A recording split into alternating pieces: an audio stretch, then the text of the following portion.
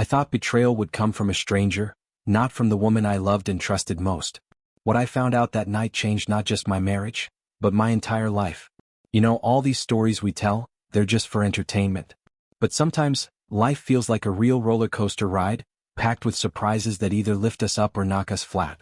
That's exactly what happened to me. Let me take you back a bit. About 10 years ago, I married my best friend's sister. Her name's Lauren. Our love story actually goes way, way back. You could say we were childhood sweethearts. Back in the day when we were just kids, I already had a crush on her. She wasn't just another girl to me, she was the girl. My one and only. And even after all these years, I truly believed she was my soulmate. Right up until she made a choice that shattered that bond we silently promised to each other. That decision didn't just break my heart, it rippled out and affected our daughter too. For the longest time, our marriage seemed like a dream. Life was good. Our love stayed strong, never fading even a little. Lauren took great care of me, and I made sure she always felt loved and appreciated in return. We built a beautiful life together, including raising our little girl. She's 6 now, and honestly, Lauren has always been a wonderful mom. Gentle, thoughtful, full of heart. She had such a kind way about her that the idea of suspecting her of anything never even crossed my mind. I work as a lawyer, which means I spend a lot of late nights in my office, buried in case files and paperwork. But no matter how busy things got, I always made sure to show up for Lauren, to make her feel special. Just like I did the night I asked her to marry me a decade ago. She said yes without even a moment's hesitation, and it felt like the happiest day of my life. Lauren worked as an assistant manager at my brother's company. She was dedicated to her job, but she always made sure it didn't take away from our time together, or so I thought. Everything changed one evening. I remember walking into our bedroom while she was changing her clothes. That's when I noticed them, a couple of big, unmistakable hickeys on her back and one right there on her shoulder. I froze. My heart sank like a stone. A rush of panic and dread flooded me all at once. But even then, I tried to hold it together. I tried to stay calm, not let my mind jump to the worst possible place. I told myself to get a grip, to focus. So, I left the room and headed for the living room, determined to concentrate on preparing for a big case I had coming up the next morning. But no matter how hard I tried to work, my mind kept drifting back to those marks on her skin. I couldn't shake the feeling that something was terribly wrong. Later, while I was tidying up in our room, I noticed her phone sitting there on the desk. Out of instinct, I picked it up. That's when something hit me. Lauren's phone, which had always been unlocked and open for as long as I could remember, was now locked up tight. I placed the phone back down, but the doubts started creeping in faster than I could control. I found myself thinking about everything, about our daughter, about the life we'd built together, about all the trust we had. It was like a flood of questions with no answers. Still, I pushed it all aside and tried to stick to my morning routine. I made my way to the kitchen and started fixing breakfast for Lauren and our daughter, just like I always did. While I was stirring the eggs, I felt a pair of arms wrap around me from behind. I turned around and there she was. Lauren, smiling sweetly, hugging me tight like everything was perfectly normal. I hugged Lauren back, but something about the way she clung to me felt different. Her smile faded pretty quick, and before I knew it, she was apologizing, her words tumbling over each other. She said she'd forgotten to tell me about some welcome party at her new office. Swore she hadn't planned on drinking, but somehow ended up having way too much. I could tell by the way she kept fidgeting that there was more she wasn't saying. She seemed nervous, like a kid caught sneaking out past curfew. Curiosity gnawed at me and I couldn't hold back anymore. I gently asked her about those strange hickeys on her back, and while I was at it, why she suddenly felt the need to lock her phone when she never had before. The second the words left my mouth, it was like setting off a firecracker. She jumped up, clutching at her hair in this panicked, frantic way, like she didn't know whether to scream or cry. I rushed over, trying to calm her down, but she kept rambling and stumbling over her words until it spiraled into a full-blown argument. After that, I had no choice but to head to work, but my mind was racing the whole time. I wanted to call my brother, we'll call him James, and pour everything out, but something held me back. Maybe it was pride. Maybe it was wanting to protect what little privacy our marriage still had. Mostly though, I didn't want to cause more trouble than there already was. So, against every instinct screaming inside me, I decided to just let it go. Or at least I tried to. Lauren's behavior stuck with me all day like a splinter under the skin. No matter how much I tried to shake it off, that nagging feeling just wouldn't leave. When I finally got home that evening, I found our little girl, Lily, sitting on the living room floor, happily playing with her toys, giggling to herself like the world was nothing but sunshine. For a moment, that sight almost made me forget all the doubts. Almost. But then as I headed toward the bedroom, I heard Lauren's voice, soft, giggly, and way too flirtatious for comfort. She was on the phone, talking to someone, laughing in a way I hadn't heard directed at me in a long time. It didn't sound innocent. It sounded intimate. Too intimate. Later that night, Lauren slipped into a backless top, and there it was, plain as day. The hickey on her shoulder, still dark red, still fresh. No way anyone could mistake it for a burn. It screamed at me every time I looked at her, a big ugly truth staring me in the face. I love this woman more than words can explain, but I knew deep down I couldn't keep lying to myself. I couldn't let her make a fool out of me. I couldn't just pretend none of this was happening. It's been 3 weeks since then, and if I'm being honest, it's been the roughest 3 weeks of my life. Every day has been a battle inside my own mind, questioning everything. Wondering if the life we built was real or just a pretty picture with cracks I refused to see. One night, not long after, she came home looking exhausted, claiming she was too tired to talk. I didn't want to push it, I was so tired of fighting. I just sat there watching her scroll through her phone. Then it happened. Her phone buzzed in her hand, an unknown number lighting up the screen. Before I even thought about it, I grabbed it and stepped out of the room.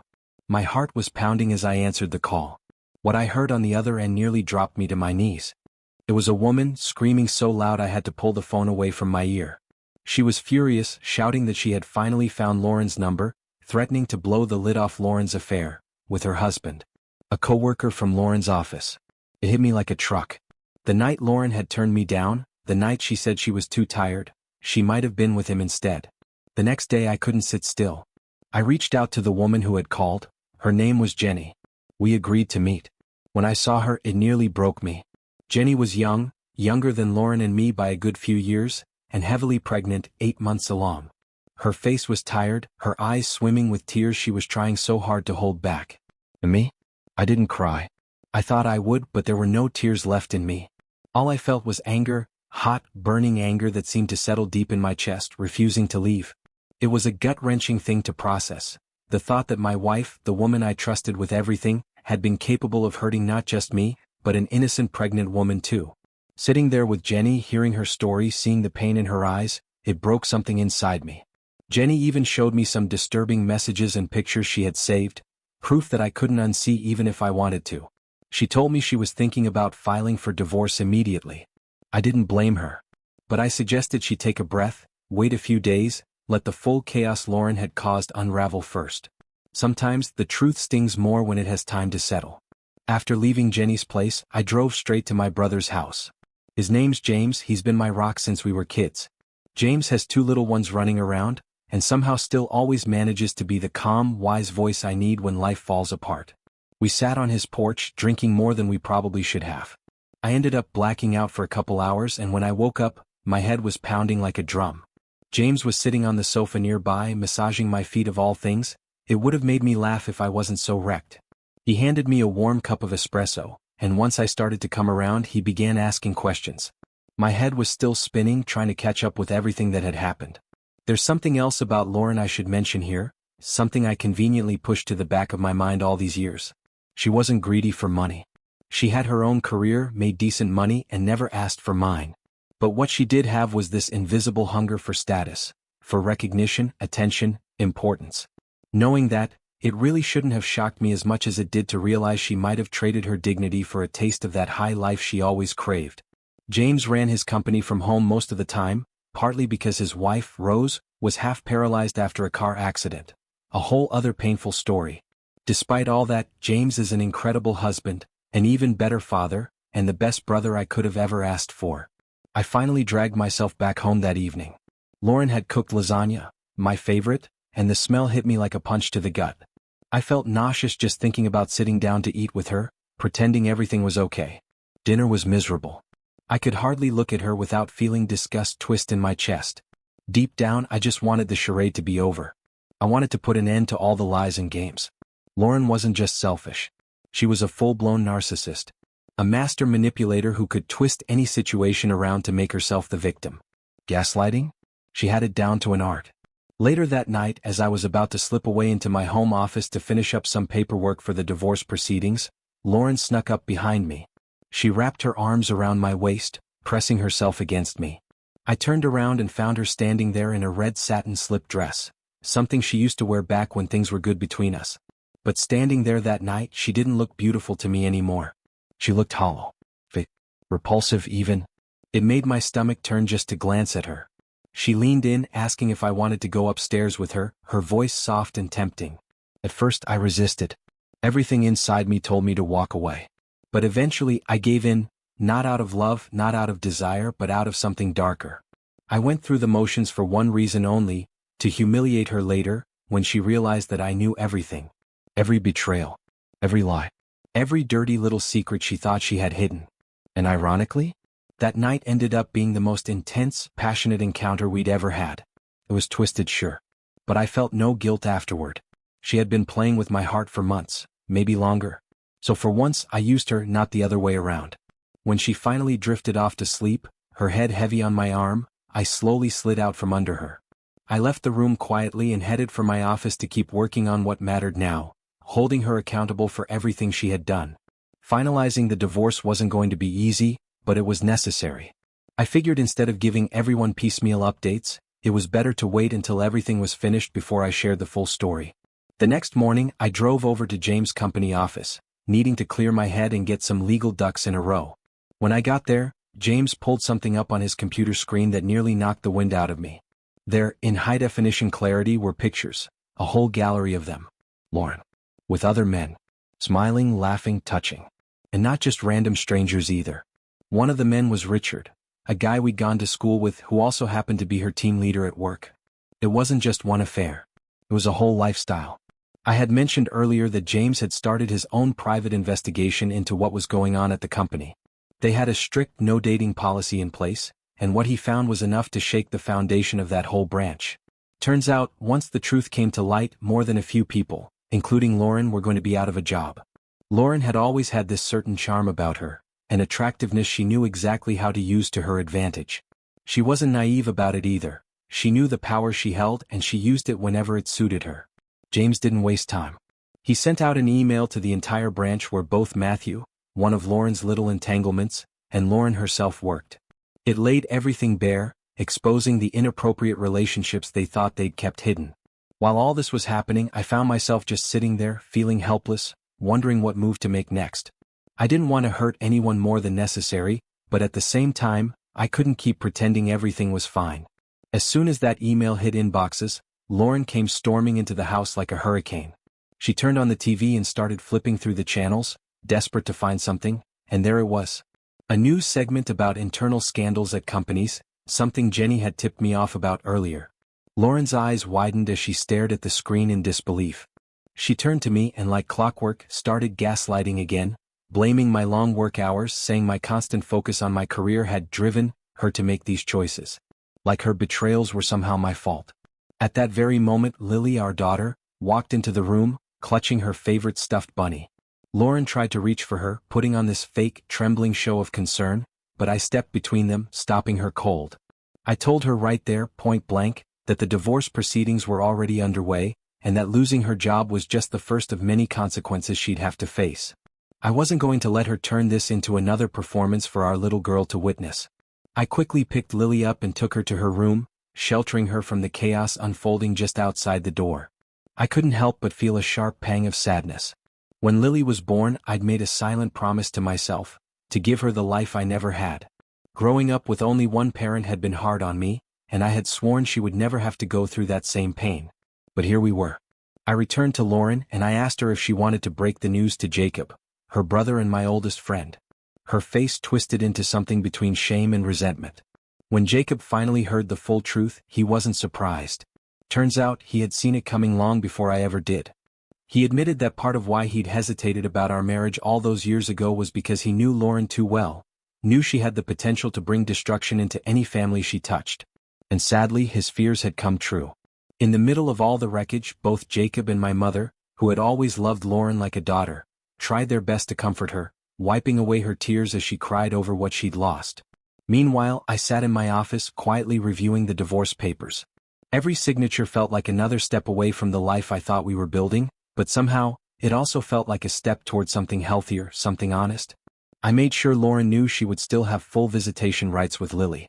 She could come visit her anytime, and even stay in Lily's home if she needed to. No matter how much hurt Lauren had caused me, I couldn't bring myself to punish her at Lily's expense. I just wished I had seen the signs earlier. Maybe if I had been braver or more honest with myself, I could have protected Lily, and maybe even myself, a lot sooner. But regrets don't rewrite the past. They just carve the lessons deeper into you. Looking back, I realize I had been blind for way too long, blind to Lauren's selfishness, her manipulations, all the signs that pointed straight to who she really was. But no matter how much truth hit me now, there were still things I couldn't erase from my memory, especially those two damning hickeys that changed everything. No matter what happens moving forward, some things leave a scar that can't be undone. And even though I know better now, I still find myself missing the version of her I used to believe in. The woman I thought I married. After everything came crashing down, my mom offered me a place to stay for a while, a safe space to breathe and heal. But I turned her down. I told her I needed to stay in my own home, the home I'd built for Lily. Moving out felt like running away, and I couldn't do that, not with Lily caught in the middle. Lauren's parents, on the other hand, didn't hold back. They were furious, and honestly, rightfully so. They unleashed a storm of harsh words at her, words they had probably bottled up for years. Her actions had humiliated them too. Meanwhile, Lily, sweet, innocent Lily, was sad. You could see it in the way she clutched her toys a little tighter, the way her smile didn't quite reach her eyes anymore. Of course she missed her mom. She didn't understand all the ugly things that were happening between us. I tried my best to shield her from it, but there's only so much you can hide from a child who loves both her parents. As for Lauren, she embraced her new life like she'd been waiting for this all along. She dove headfirst into the dating world, meeting different men almost every other day. She made time to visit Lily daily, but we barely crossed paths. Whenever she came over, I made sure I was already tucked away in my office. I couldn't stomach any more of her fake smiles or hollow words. Still, I'd catch glimpses, her walking up the driveway, Matthew or some new guy dropping her off. And it wasn't innocent. They'd share long kisses by the car, casual and careless, like it didn't matter who saw. Like nothing had ever been sacred. Lauren seemed to be thriving in her own twisted way, smiling bigger, dressing flashier, living like the consequences didn't exist. She showed no regret, no hint of shame. Not for breaking our vows. Not for hurting Lily. Not for burning our life to the ground. But the universe has a way of keeping score. From time to time, I'd hear from mutual friends about how Lauren faced moments of public humiliation. Cold shoulders at parties, whispered conversations behind her back. And yeah, I'll admit it, there was a quiet, guilty satisfaction in knowing the mask she wore for so long was finally cracking in front of everyone. In the end, though, I don't see Lauren as just a betrayal. I see her as a hard, necessary lesson. She showed me, and everyone else, the real person behind the perfect facade. Her parents, once her biggest supporters, had turned their backs on her. She struggled to find work, blacklisted from companies that used to chase after her resume. Friends she charmed so easily before now kept their distance. Yet somehow she clung to that same old pride, refusing to admit she was the architect of her own downfall. Thinking back to when we first started, it almost feels like another lifetime. Lauren and I had met back in school, and after graduating we made big plans. Dreams of moving to a city together, chasing careers side by side. But we held off on living together right away after college. We figured taking it slow would protect what we had. We kept dating long distance for about a year after graduation, still full of hope, still making promises we thought we'd keep forever. At 25, I proposed to her. A lot of our old friends were surprised. Some even doubted we were really a match. Maybe they saw cracks I couldn't see back then. Lauren's career took off fast. She landed a prestigious job that involved managing overseas clients and traveling internationally. I was proud of her. I believed with every fiber of my being that our marriage was built on something strong enough to weather anything, even the long separations, the lonely nights when she was halfway across the world. I knew she loved to explore new cities, meet new people. She had friends scattered across different countries. It never even crossed my mind to worry. At least not until much later. Not until the pieces started falling into place. Everything started to unravel even faster the day I found a pregnancy test tucked away in Lauren's bathroom cabinet while she was still overseas. After our third child, we had both agreed clear as day that we didn't want any more kids. So seeing that test sitting there staring back at me, immediately raised alarm bells I couldn't ignore. The worst part was, I knew for a fact it couldn't have been mine. At the time, Lauren was supposed to be on a business trip abroad. She was 6 hours ahead of us. The last time we talked was around 4 p.m. my time, and she told me she was heading to bed early, that she was exhausted from meetings. Something about that conversation just didn't sit right with me. So, out of instinct, I opened up the location sharing app we used for emergencies, and sure enough, she wasn't at her hotel. Instead, her little pin was sitting smack in the middle of downtown Stockholm, right next to a fancy restaurant. Now look, if she had just wanted to grab dinner with a friend, all she had to do was say so. A quick call. A quick text. But she hadn't. She lied. Feeling sick to my stomach, I sat down at her computer. I figured if she had nothing to hide, there'd be nothing to find. But what I stumbled onto hit me harder than any punch to the gut could. Buried deep in her old messages, I found a thread, hundreds of texts stretching back 3 years, and who knows how many more before that. Some were casual and friendly, catching up on life and family. But others? Others were explicit. Crossing lines that no married person should ever cross. Curious, I dug a little deeper and managed to figure out who the guy was. Turns out, he wasn't just any client from her firm. He was someone she had met back in college while she was studying abroad. They had stayed in touch all these years under my nose. And now they weren't just reconnecting. They were building a life together behind my back. That was the moment I realized there was no salvaging this. No counseling. No forgiveness. No second chances. You can't rebuild a marriage on top of that kind of betrayal. The next morning, I called a divorce attorney. I gathered up everything I could find, screenshots from her computer, photos of the pregnancy test, the location data, and sent it all over. While I was at it, I found something else, something even worse. Turns out Lauren's trips abroad weren't really about business at all. They were thinly veiled vacations, arranged around meetings with this other man. Company funds. Company time. It was fraud, plain and simple. Her boss had no clue. So I reached out to him too. I sent him every piece of evidence I had. It was a tough call to make, but it felt like the right thing to do. He was stunned, completely blindsided, and told me he would be gathering more information immediately. Meanwhile, I packed up a few bags for myself and the kids and headed over to my mother's house. I wasn't about to sit around and watch Lauren walk through the front door like everything was normal. That night, after the kids were tucked into bed, I sat in the guest room, just waiting for her to realize what had happened. Around 1 a.m. the phone started blowing up. Calls, texts, voicemails, one after another. At first it was pleading. Then it turned angry. Lauren told me I had no right to go through her private belongings. She even threatened to file a lawsuit against me for invasion of privacy. Honestly, I didn't know how much water that would hold in court, but I wasn't too worried. I figured I'd bring it up with my attorney just to be safe. Funny thing was, it seemed like karma wasn't just hitting her here. Word had it that her affair partner was facing consequences too. After I sent his employer the evidence about the misuse of company time and funds, things started falling apart for him as well. They thought they were untouchable. Turns out nobody is. I didn't know the guy personally, the one Lauren had been involved with, but out of curiosity I started following his wife's social media. Part of me needed to see if there were cracks in her world too, if somehow I wasn't the only one blindsided.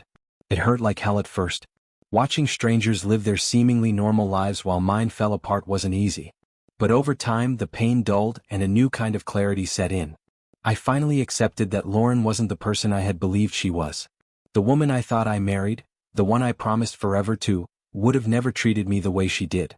Would have never lied, never betrayed our family. And you know what? I'm relieved now. Relieved I found out who she really was before I wasted even more years with her. Leaving her was the hardest decision of my life, but it was the right one. No doubt about it. Story 3. My next story isn't much easier to tell. My wife, we'll call her Rachel, and I were married for 8 years. We had 2 beautiful kids together and I loved her with everything I had. I would have moved mountains just to make her happy. But somehow, despite all of that, she ended up being the one to tear our family apart. We didn't exactly follow the traditional path. Rachel got pregnant early on in our relationship, after only 6 months of dating. Even though we barely knew each other, we decided to take a leap. We got married and bought a little house together to raise our daughter. It wasn't the way we pictured it as kids dreaming about the future, but back then it seemed like it worked for us. Or at least I thought it did. Those first few years were tough. Real tough. We were still learning who we were individually, let alone how to be partners. We didn't even live together before she got pregnant, so when we finally moved in, all those little personality differences came crashing to the surface. I'm the outgoing type, the kind who likes being around friends, sharing jokes, blowing off steam after a long day. Rachel? She was quieter, reserved, needed her space to recharge. I tried my best to respect that. I'd encourage her to go spend the night at her sister's house if she needed to vent or have a break. She'd come back the next morning and we'd sit down and talk through things like adults. At least that's what I thought was happening. But when our second child, our son, was born, everything got harder. Don't get me wrong, I adore my son more than anything in this world. But those newborn days? They broke us down. He had trouble sleeping, cried through most nights, and it could take hours just to get him to drift off. Nobody in our house was getting any real sleep, and after weeks of that, we were all walking around like zombies. That's when the cracks started showing more clearly. One night, a small argument spiraled way out of proportion. Rachel snapped, not just about the night at hand but about everything she had apparently been bottling up inside. She accused me of being a bad father, of not stepping up when our son needed me most. It blindsided me. I tried to defend myself. I explained that I was working crazy hours, and the exhaustion was wrecking my performance at work. I pointed out that I was always hands-on with our daughter, taking care of her, helping with bedtime, giving Rachel breaks whenever I could. Rachel didn't really respond. She just got quiet, nodded a little too much, mumbled some overly apologetic words, like she wanted to bury the conversation as fast as possible. After that night, we never spoke about it again. At least not out loud. But something had shifted between us. And over the next few months I saw it plain as day. Rachel's mood changed. She seemed lighter, happier, energized in a way I hadn't seen in years. At first, I told myself it was just the stress lifting now that our son was getting a little older. But there was something different about it. Something I couldn't quite put my finger on. Before, she used to visit her sister once or twice a week tops. But during that time, she was over there nearly every other day, sometimes staying out late, sometimes not even texting until hours later. I tried to push the doubt out of my mind, told myself she just needed support from her family, just needed breathing room. But deep down, I knew something wasn't right. At first, I didn't think much of it when Rachel started drifting away from me. But then one night, something happened that I just couldn't ignore. It was late, maybe 2 or 3 in the morning, when I noticed her phone buzzing on the nightstand. Without hesitation, she grabbed it and slipped out of bed, moving quickly and quietly toward the laundry room. It struck me as odd. Middle-of-the-night phone calls aren't normal, especially not ones you answer while sneaking away. I stayed still, pretending not to notice, but after a minute or so, curiosity got the better of me. I crept out of bed and followed her down the hallway. Pressing my ear against the laundry room door, I could hear muffled voices. Rachel had put the call on speaker and I strained to listen. What I heard made my stomach twist into knots. Someone on the other end was giving her instructions. Intimate, graphic instructions. I couldn't breathe. I stood there frozen for what felt like forever, trying to convince myself I was wrong. That I hadn't just heard what I knew I did. Eventually, after what felt like hours, she came back to bed and fell asleep beside me, snoring softly like nothing had happened. As soon as I was sure she was out cold, I got up and grabbed her phone. I took it to the kitchen and scrolled through her recent calls. And that's when everything fell apart. The call wasn't random. It was from someone I knew, someone too close to home. It was her sister's boyfriend. Her sister, her best friend in the whole world, had been with that guy for 5 years. She believed he was the one, the man she wanted to marry and start a family with. The betrayal hit harder than anything else. Not just because Rachel had cheated, but because she had done it with someone her own sister loved and trusted. Still reeling, I went through her text messages, taking screenshots and sending them all to myself. I didn't know how else to protect myself from the lies that were bound to come. When I was done, I quietly slipped her phone back onto the nightstand and made my way to the living room. There was no way I could lay next to her that night. Not after what I knew. The next morning, I called in sick to work. I couldn't even think straight, let alone pretend to be okay. I ended up at a small cafe, nursing a bitter cup of coffee while scrolling through my phone, searching for divorce attorneys. I scheduled a meeting with one as soon as possible. I knew this marriage was over. There was no fixing this. But before I could move forward, there was one more thing I had to do. I had to tell her sister the truth, before Rachel could spin her own version of the story. I met up with her sister that afternoon. She was confused at first, but once I showed her the proof, the screenshots, the call log, everything changed. She broke down, devastated, furious, heartbroken all at once. After a few minutes, once she managed to pull herself together, I asked her what she wanted to do. Without hesitation, she said she was kicking her boyfriend out of the house. As her anger grew, she started telling me things I hadn't known, like how he hadn't had a job in months, how he was barely contributing to the rent. He was basically living off of her while chasing some pipe dream of becoming a SoundCloud rapper.